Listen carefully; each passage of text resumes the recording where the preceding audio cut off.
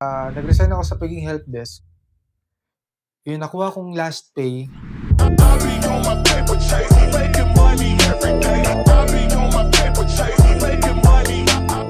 ang naging strategy ko nun is, nag-resign ako sa pagiging helpdesk. Yung nakuha kong last pay, which is around mga 15, Din ka? nag-resign ako. Then yung last pay ko 15, mga around 15 yata yun, 15,000. Tapos nanghihingi ako sa parents ko ng pandagdag. Kasi Oo. nga sabi ko sa kanila gusto ko mag-training related dito sa ganitong sa IT, ganyan. So yun ang naging ano ko nun, strategy ko nun, and then pero nung nakapasa ako, hindi agad ako nakahanap ng employer na related na sa networking. Kasi nga, dun ko na-realize na kulang pa pala yung knowledge ko at that time, kahit pumasa ako. So ginawa ko, kaysa matenga ako, kasi ayoko matenga, eh. So ginawa ko is naghanap agad ako ng work, tinanggap ako kahit hindi naman talaga yung, role ng network engineering. Kumbaga from helpdesk naging all around, Oo. parang ang tawag kasi nun before sa position is MIS. Oo. So parang, may touch ng, hardware, may touch ng software, so all around IT kumbaga ng isang Oo. BPO company. So yun, gano'n nangyari, pero eventually, habang nagwo-work ako sa, MIS nun, binalikan ko ulit yung Cisco, ano ko. So dun ako nag-start mag-build ng lab, 'di ba? Okey. Kasi as a nag-aspirant na network engineering, wala ka namang means para makahawak ng physical hardware, 'no? Router, switches. Pero that time may mga simulator na or, emulator, 'di ba? So dun ko na-discover na, uy, may GNS3 na pala, may EVE-NG na pala. Oo. So yun yung mga free, open source na simulator na puwede mong Dati ano. komplikado yung GNS3, Oo, no? napakakomplikado, Bago ako napakahirap. mag-switch sa GNS3 from packet tracer, eh. So, anyways, dun sa babalik lang ako dun. So, helpdesk ka, nag-resign ka, ito yung 2 years mo, 'no? Hindi, 1 year lang ako sa ano nun, sa Okey. So, helpdesk. 1 year ka nag-helpdesk, Ah, and then pinursue mo yung nag-take ka ng training, ah, nag-resign ka, nag-take hmm, ka ng training related sa networking, hmm. then nag-apply ka ulit as helpdesk, MSI, then dun MIS, sorry, then dun ka na ano, na dun na sa company na okey. yon. So nag-jump na ako from being an MIS to network engineering na. So Hmm. ganun ang naging path ko. So, pero in the end nun, helpdesk ka, pero continuous ka pa rin nag-aaral nun ng Nung networking? MIS na ako, oo, Oo. tuloy pa rin ako nag-aaral dun. So, paano mo naba-balance yun? Like for example, helpdesk siyempre ang dami mong issue related sa Ah, pagiging helpdesk, eh. So, pinag-aaralan mo MIS, din 'yan or MIS, eh. Pero related na MIS helpdesk related sa ano, sa hindi related sa networking, may mga issue ka din shit na hmm, kailangan mong i-troubleshoot. hmm. Tapos jump ka ngayon sa networking. So, paano mo bina-balance yung oras mo? Ang ang ginagawa ko nun before is 'pag nandun ka sa work mo as, MIS nga or, IT support, gawin mo lang kung ano talaga yung ano mo, Yung role mo? role mo. Oo. Tapos pag-uwi mo sa bahay, ano ka, balik estudyante ka. Oh, So gano'n. Kumbaga hindi mo siya isasabay sa working hours. tama, tama. Oo, kasi yung iba parang sinisingit or what. So gano'n ang ano ko, nag-aalat ako ng oras after work para mag-aral. Balik estudyante kumbaga. Hanggang eventually nung nagkaroon na ka na ng confidence and sumabay naman na binigyan ka ng opportunity ng manager mo. Kasi importante rin 'yun, 'di ba, na Support. oo, nagkaroon ka ng support from your manager, kaya nga ang ano is yung connection mo sa ibang tao, especially 'pag nasa workplace ka na is maganda. Dapat Mm. maganda, makapag-build ka ng magandang relationship kasi you'll never know, 'di ba, kung sino yung tutulong sa'yo, Oo, kasi 'no? maliit lang industry natin, Oo, eh. exactly. Kaya 'yun, tinulungan ako ng manager ko before, so the rest is history. Oo, Ayun, dito tayo ngayon, magkausap tayo ngayon, kaya nga, 'di eh. ba?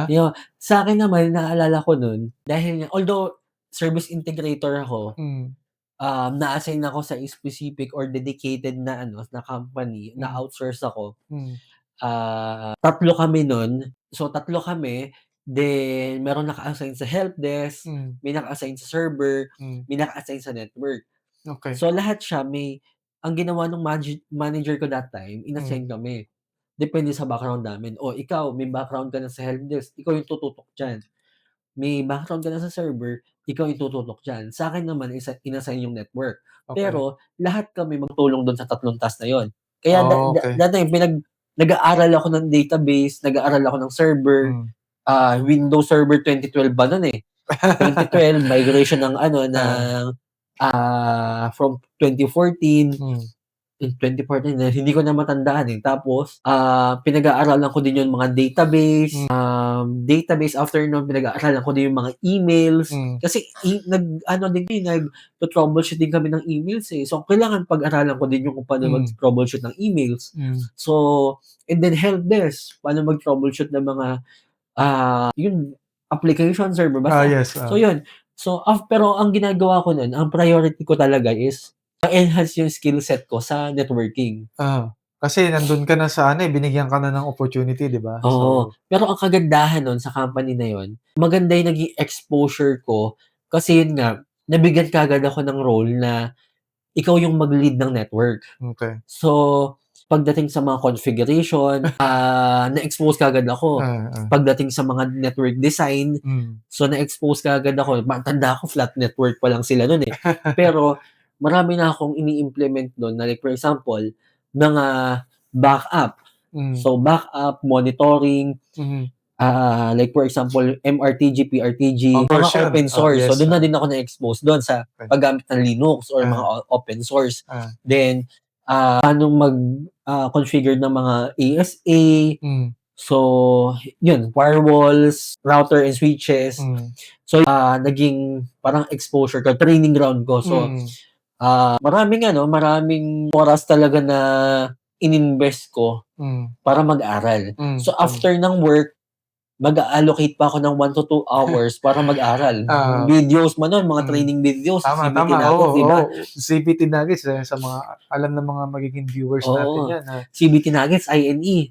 Yes, INE sobrang haba, pero detalyado. Pero ako that time, CBT Nuggets lang yung favorite ko, So, CBT, then, kasi pag-aaralan mo yung security, then, marami routing and switching, NP, so on.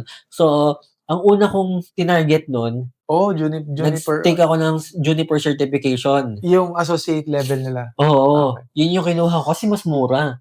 Okay. 6,000 lang yun, or parang ganun, o half ng price ng NA. And then, bago ako nag-NA or nag-CCNA, nag-Juniper muna ako. Okay. And then, pera ko yun, nung nag-take ako ng certification, sarili kong pera yun.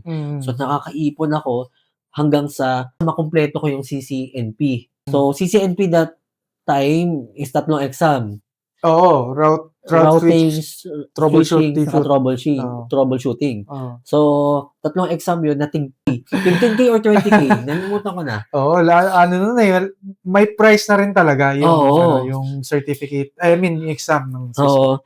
So, yun talaga, sariling pera ko yun na ipon, dahil naman kahit maliit yung sahod ko nun, nakakaipon pa rin ako. Pero, tipid-tipid talaga. Then, wala ka talagang wala ka talagang masasabi ko, hindi mo talaga ma-e-enjoy yung mga first to 2 years ng ng job mo, Or I mean yung pera, yung salary mo, hindi yun yung goal, Ang goal ko nun that time is talagang maka-jump ako sa ibang role, mapataas yung salary ko, and then yun. So, makaka-take ng maraming certification. Andig ako sa certification nun, So, from CCNP, nag-take ako ng yun. So, certification. So, importante yung certification. Tingin mo ba importante yung certification? Kung nag-umpisa ka pa lang sa career na gusto mong puntahan, well, tayo naman parehas naman ng role. So, oo, importante 'yun. Kasi it's a way of proving sa employer na talagang Dedicated ka. Kasi, yun nga, nag-spend ka ng oras. maglalaan ka ng oras, invest ka ng oras, Yes. time, and resources. So, mag-i-invest ka kasi gaya nga ng sabi mo, kailangan mo mag-build ng lab. Oo. So, ang ginagamit mong lab dati is Packet Tracer or GNS3 na? Nag-start agad ako sa GNS3 nung time na yun. GNS3, okay. And then eventually nag-transition ako from GNS3 to UVNG kasi mas mas naging madali yung Oo. ano. Eve NG siguro nung nasa telco na ako saka ako nag-switch ng ano, eh. Nakailang company ka ba? Ngayon, sa present employer natin na 4. Ako, ilan ba ako?